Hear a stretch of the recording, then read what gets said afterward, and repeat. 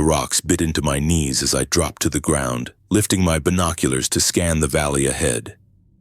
The wind cut through my jacket, carrying the scent of pine and something else. Something old.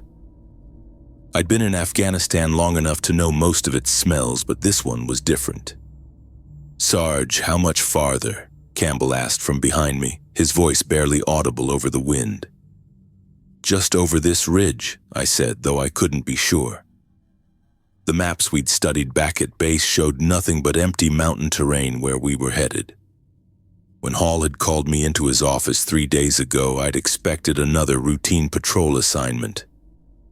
Instead, he'd slid a folder across his desk with a look I hadn't seen since our last disaster in Kandahar. "Davidson, I need your team to check something out," he'd said, tapping the folder with one finger. "There've been reports of activity in a sector that's supposed to be uninhabited, a village that isn't on any of our maps." "Nomads?" I'd asked.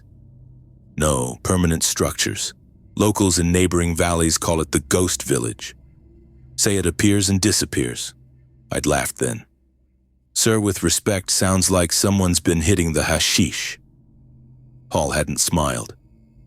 "Maybe. But 3 separate patrols have reported equipment failures when they got within 5 miles of the coordinates. None made visual confirmation before turning back." "They turned back because of equipment problems?" "That, and local guides refused to continue. One patrol lost their way for 2 days after their GPS went down, nearly died of exposure."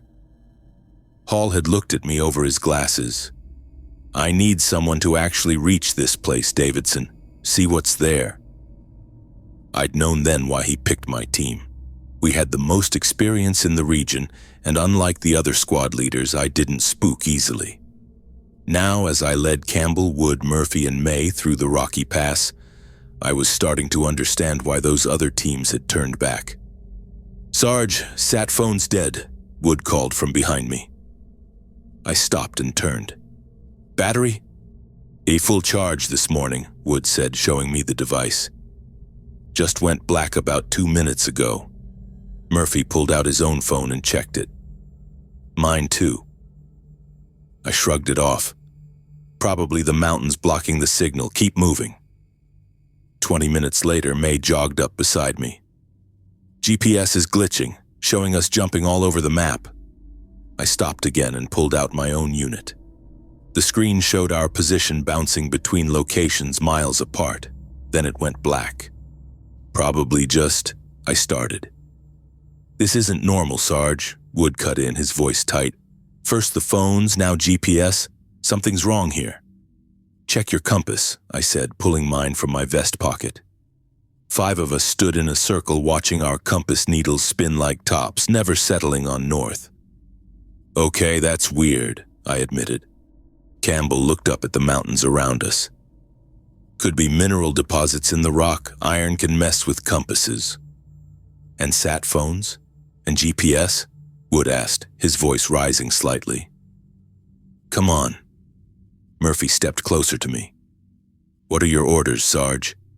I looked at each of their faces. May was calm as always, ready for whatever came next. Murphy's eyes kept scanning the ridgeline above us, always watching for threats. Campbell waited patiently while Wood fidgeted with his dead sat phone. "We continue," I said finally. "That's what we came for." "With no comms and no navigation?" Wood asked. "We've got the sun for direction and our eyes for everything else," I said. "Unless anyone's forgotten how to soldier without electronics?" That shut Wood up, though I understood his concern. In these mountains, being cut off from base could be a death sentence. We hiked for another hour, following the valley as it narrowed between steep slopes. The air grew colder as we climbed higher, our breath clouding in front of our faces. When we reached the top of the final ridge, I raised my hand, signaling the team to stop. Below us lay a sight I couldn't make sense of. A village sat in a perfect circle in the center of the valley. Mud brick buildings formed concentric rings around what looked like a well. Thin wisps of smoke rose from several chimneys. "I count 20 structures," Campbell whispered, crouched beside me. Intelligence said this whole area was uninhabited, I said, more to myself than to him. Well, intelligence was wrong, Murphy replied dryly. Through my binoculars, I could make out figures moving between the buildings, mostly older people wrapped in heavy clothes against the mountain cold. What's the call? May asked quietly. I studied the village for another minute. No defensive positions, no armed men that I could see. Just a small settlement that shouldn't exist according to every map and report we had. We approach openly, I decided. Standard protocol for civilian contact. We descended the slope carefully, keeping our weapons lowered but ready. As we got closer, I noticed details that didn't fit with the other Afghan villages I'd seen. The buildings were old but well-maintained, with strange carvings above the doorways.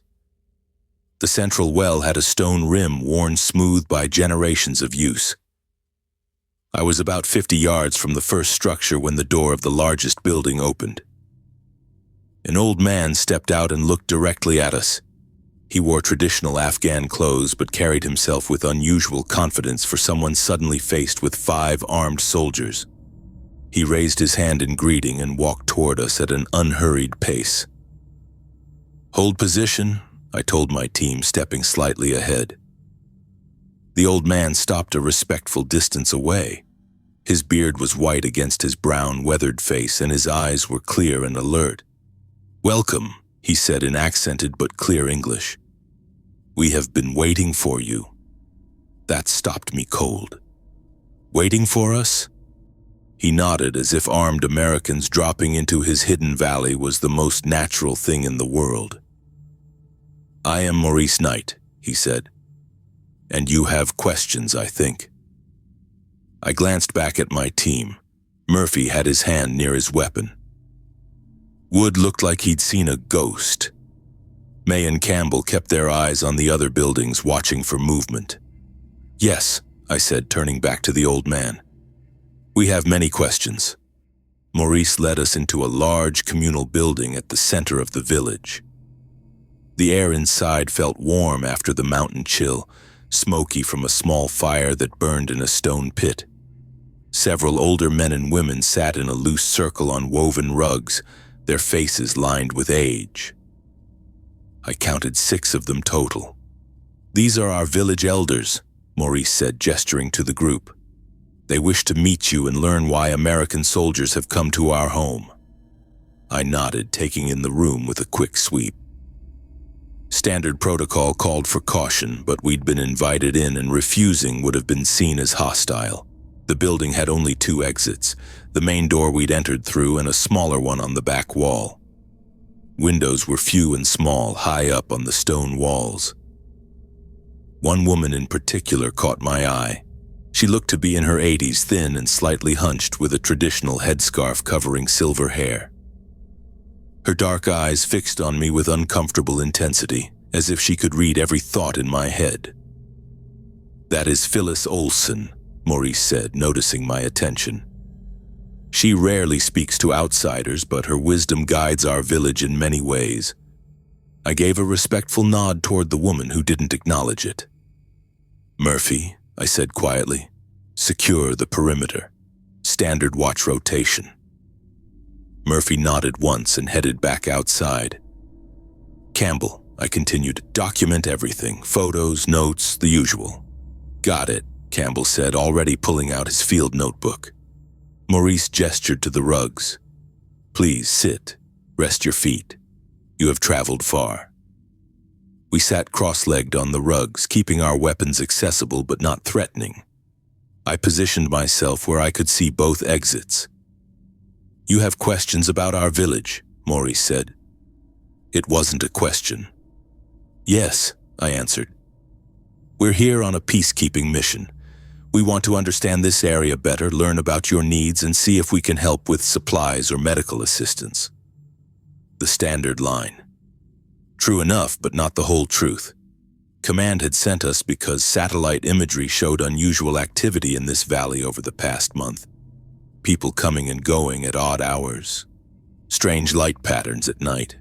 Nothing concrete, but enough to warrant investigation. A younger woman approached from the side of the room. She carried a small wooden tray with ceramic cups, steam rising from them. Her dark hair was partially covered by a colorful headscarf, and her movements were practiced and graceful. "This is Eliana," Maurice said. "She has prepared tea for our guests." I knew the protocol for this situation. Refusing hospitality would be seen as deeply disrespectful, possibly hostile, but accepting drinks from unknown sources went against basic field safety. May leaned in slightly. "Sarge," he whispered, "we should be careful about—" "I know," I cut him off quietly. "But we need to build trust here." Eliana knelt beside our group and offered the tray. I met her eyes briefly. They were brown and watchful, before taking a cup with both hands as I'd seen done in other villages. "Thank you," I said. She nodded but didn't speak, moving to offer cups to the rest of my team. Wood took his with a smile. May hesitated but followed my lead. Campbell paused his documentation to accept the final cup. The tea smelled like mint and something earthy I couldn't place. The ceramic felt hot against my palms. Maurice raised his own cup. "To peace between our peoples." I nodded and took a small sip. The taste was bitter beneath the mint, but not unpleasant. The others followed suit with varying degrees of enthusiasm. Wood actually seemed to enjoy it, taking a larger swallow. "Your village is quite isolated," I said, placing the cup down after a second sip. "Do you get many visitors here?" Maurice smiled. "Few find their way to us. Those who do are meant to be here." I noticed Phyllis watching me as I lifted the cup again. Her gaze didn't waver, and something about it made my skin prickle. But I'd dealt with suspicious locals before. Part of the job.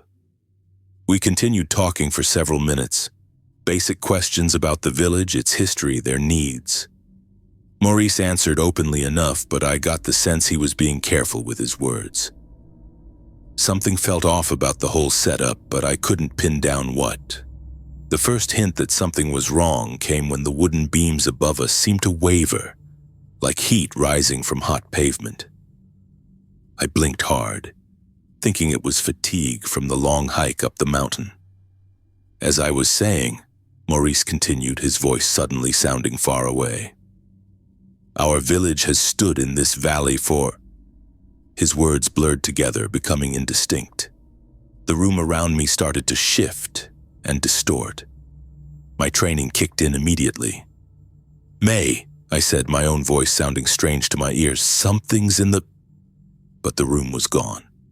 I found myself crouched behind a crumbling stone wall, the Afghan sun beating down on my helmet. Gunfire crackled nearby, and the air smelled like dust and cordite. Kandahar province, 3 years ago. "No," I whispered, knowing what was coming. "This isn't real." But it felt real. The weight of my gear, the sweat running down my back, the familiar radio chatter in my ear. "Lewis, on me!" I heard myself shout, though I hadn't meant to speak. And there he was. Bobby Lewis, 22 years old, baby-faced with those damn freckles across his nose. His helmet was crooked like always. "Come, Sarge," he called, scrambling toward my position in a half-crouch. I wanted to scream at him to stay put. I knew what happened next. I'd relived it in nightmares 100 times. The crack of the sniper rifle came from the building to our right. Lewis jerked backward, a spray of red misting the air behind him. He dropped to his knees first, a look of surprise on his face, then fell forward onto the dusty ground. "No!" I screamed, trying to move to change what happened. But my body wouldn't respond. I was trapped in the memory. I crawled to Lewis, pulled him behind the wall. Blood poured from the wound in his neck exactly as it had that day. So much blood. It pooled under him, soaked into the dirt. "Stay with me, Lewis," I said, applying pressure to the wound, knowing it wouldn't help. "Medic, I need a medic." His eyes found mine, filled with fear. His mouth moved, but no words came out, just a wet, gurgling sound that would haunt me forever. Then the light went out of his eyes just like before. Through a haze, I became vaguely aware of the communal building again, but distorted, as if I was seeing it through rippling water. My hands felt wet. I looked down, expecting to see Lewis's blood, but my hands were empty, shaking against the woven rug. Nearby, Wood had collapsed to his knees. His face was twisted in horror, tears streaming down his cheeks. "The children!" he screamed, reaching out as if trying to grab something or someone. "Get out of the building! It's going to—" His words dissolved into sobs. I knew what he was seeing. The school bombing from last year. The one where we'd arrived too late to evacuate everyone. Campbell had his weapon up, moving in a jerky pattern around the room. His eyes were wild, fixed on enemies only he could see. "I won't tell you anything," he snarled, aiming at empty air. "Do you hear me? I won't break." The insurgents who had captured his former patrol. The ones who had tortured them for 3 days before Campbell's team found and rescued the survivors. My vision swam again. Lewis's dead face flashing before my eyes, then back to the communal building where the elders watched us with calm, unsurprised expressions. The realization hit me like cold water. Every time I pushed against the memory of Bobby, it grew stronger, more vivid. The harder I fought, the more real he became, standing there with that hole in his chest where the shrapnel had torn through him. I stopped moving, took a deep breath, and tried something different. Instead of fighting it, I let the memory come. I remembered holding Bobby as he bled out. Remembered the way his voice had gone thin and reedy, asking me to tell his mom he wasn't scared. Remembered the lie I told him, that the medevac was minutes away, when I knew damn well it wouldn't arrive in time. Something shifted. The hallucination, or whatever it was, didn't disappear, but it changed. Bobby's image grew less solid, more transparent, like smoke instead of solid flesh. I could still see him, but now he looked more like a memory than something standing right in front of me. The crushing weight in my chest didn't go away, but it became bearable. I looked around the room. The others were still lost in their own private hells. Murphy had backed himself into a corner, mumbling about children and collateral damage. He kept hitting his fist against his thigh hard enough to bruise. May sat frozen, staring at his hands like they were covered in blood. Wood was the worst off, curled up on the floor, eyes squeezed shut, rocking back and forth. I made my way to Murphy first. He looked ready to do himself harm, and that made him the priority. "Cam," I said, keeping my voice low and steady. "Murphy, look at me." His eyes snapped to mine, but I could tell he wasn't really seeing me.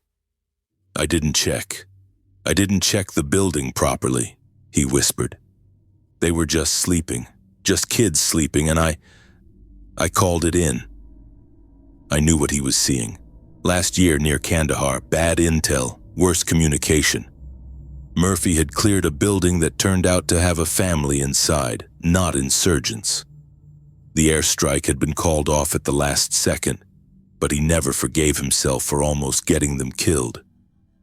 "Murphy, listen to me. Stop pushing it away," I said. "What happened that day? I can't," he said, his voice breaking. "You can. Tell me what you're seeing right now." He shook his head, but the words came anyway. "The little girl, she had a doll. They would have died because I made a call too fast." "But they didn't die," I reminded him. "You realized your mistake. You got them out. Doesn't matter. I still see their faces every night." "Then stop fighting it," I said. "Look at them, remember them, accept that it happened, that you made a mistake, and that you fixed it in time." Murphy stared at me like I was crazy, but something in his expression changed.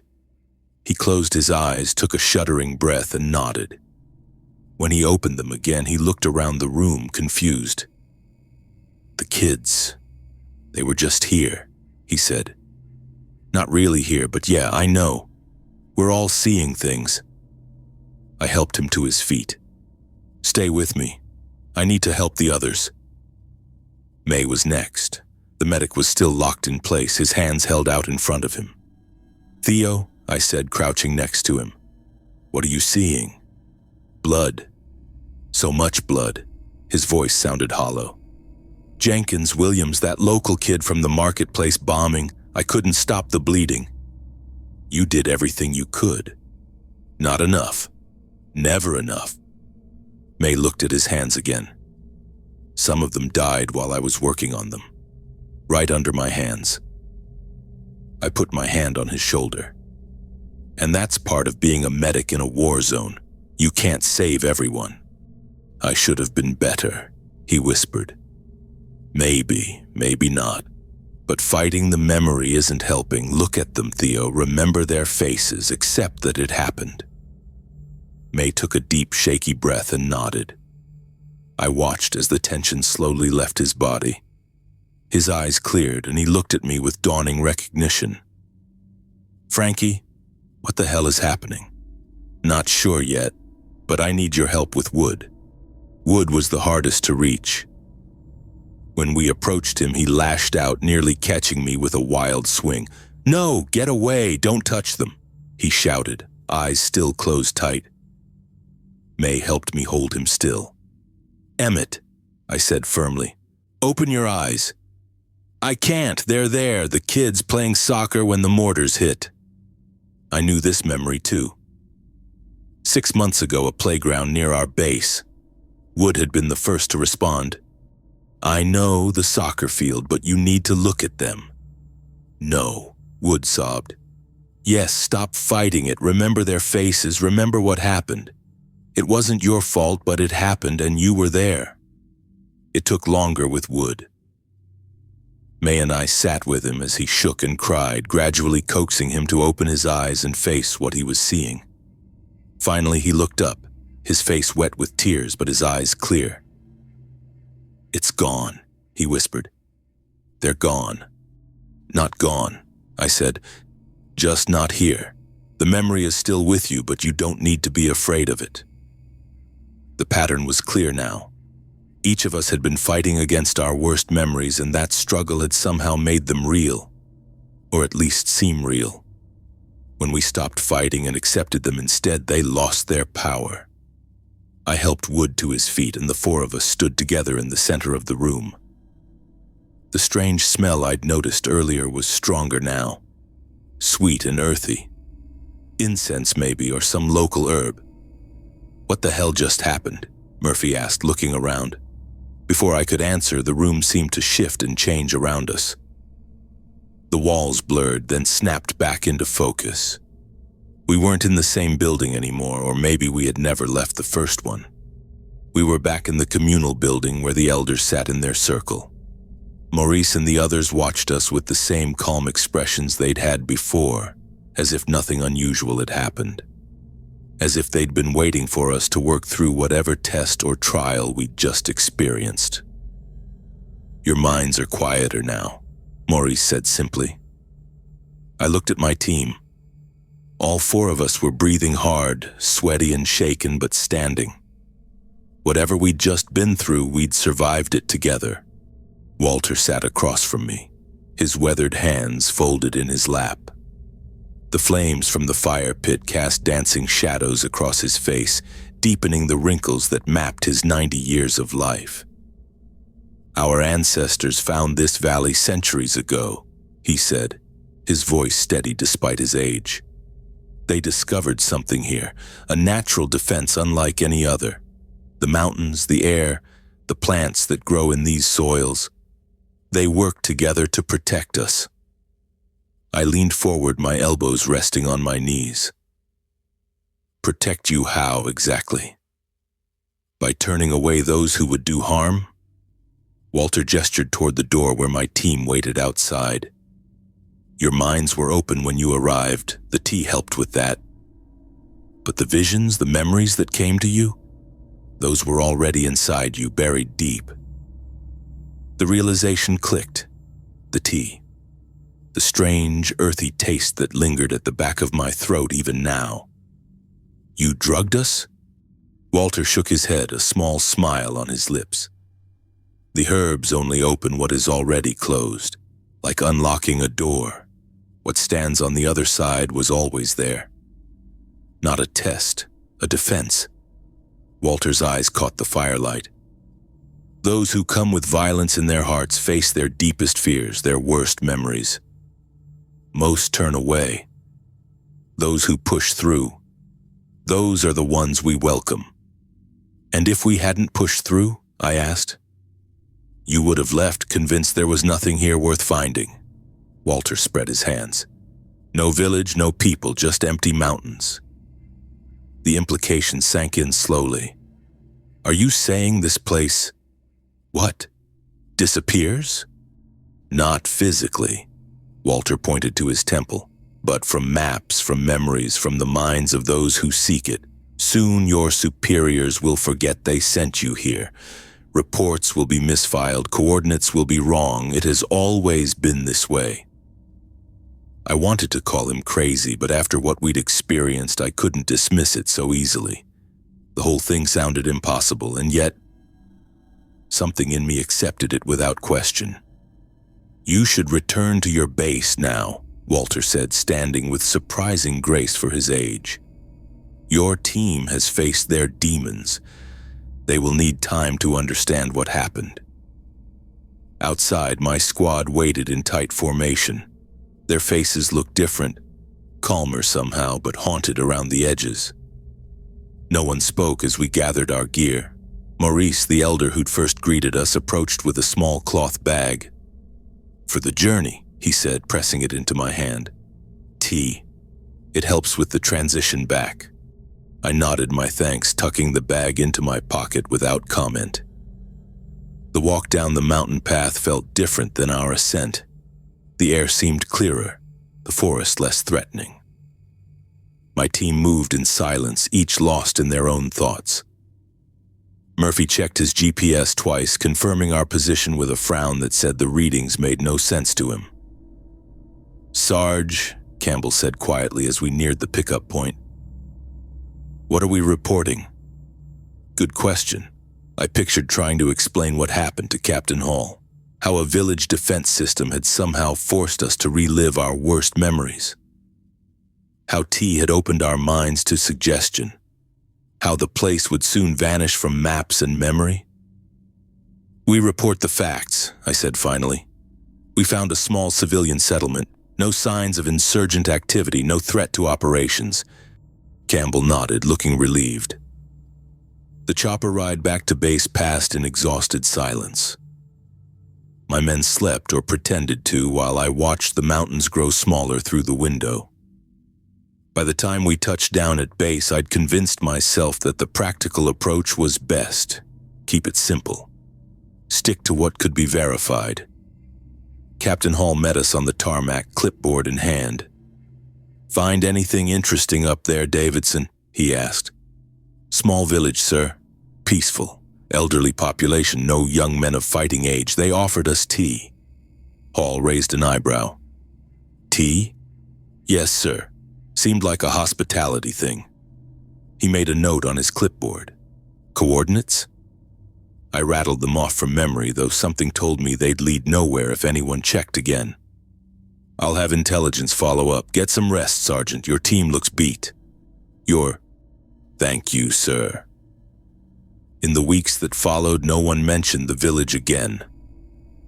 I checked the mission logs once and found our report filed under routine reconnaissance, no actionable intelligence. The coordinates were there, but off by several kilometers from where I knew we'd been. The changes in my team became more noticeable as time passed. Wood stopped jumping at loud noises. May talked about his family for the first time since I'd known him. Campbell volunteered for community outreach programs during off hours. Murphy smiled more. My own nightmares about Bobby changed too. Instead of seeing him die over and over, I started remembering other things. Him laughing at dinner, telling bad jokes during night watch. The photo of his girlfriend he kept in his helmet. The guilt didn't disappear, but it sat differently now, like a stone worn smooth by water.